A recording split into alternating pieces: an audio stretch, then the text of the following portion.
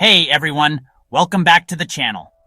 Today we're diving into one of the most crucial aspects of our work, panel and service installations.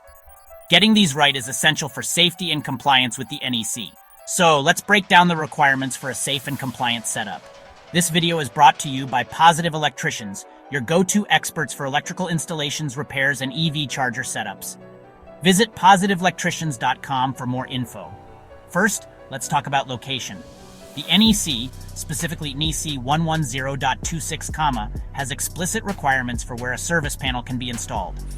It must be in a readily accessible location with at least 36 inches of clear working space in front of it and 30 inches of width for easy access. Another important aspect is panel height.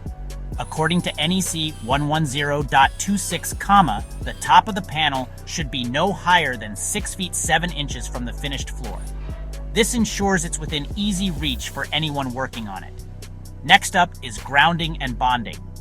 NEC Article 250 requires that the grounding electrode conductor be correctly connected to the panel's grounding bus. The neutral bus should be bonded to the panel's metal enclosure. This is crucial for safely carrying any stray currents to ground if there's a fault. Your service panel must also have a main disconnect, as required by NEC 230.70. This is vital for safety during maintenance. Don't forget to properly label the panel with clear information like the main disconnect rating, ampere rating, and branch circuit details.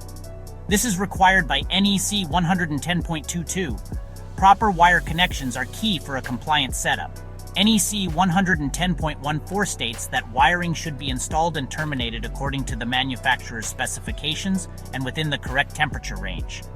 Improperly installed wires can lead to serious issues like shorts or fires. So make sure everything is tight and secure. A common mistake is improper grounding and bonding of the neutral and ground bus bars.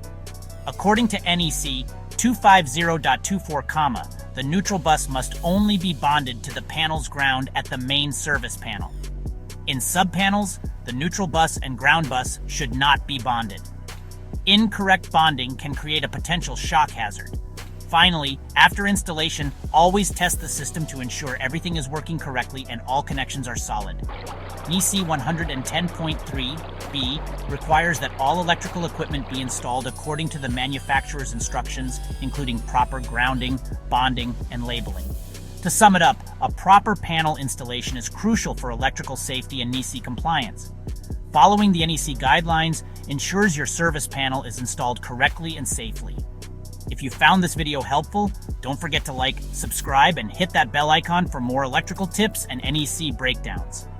Got questions about panel installations? Drop them in the comments below. Thanks for watching and stay safe out there. Need professional electrical services? Contact Positive Electricians at positiveelectricians.com or call us at 844-411-0240.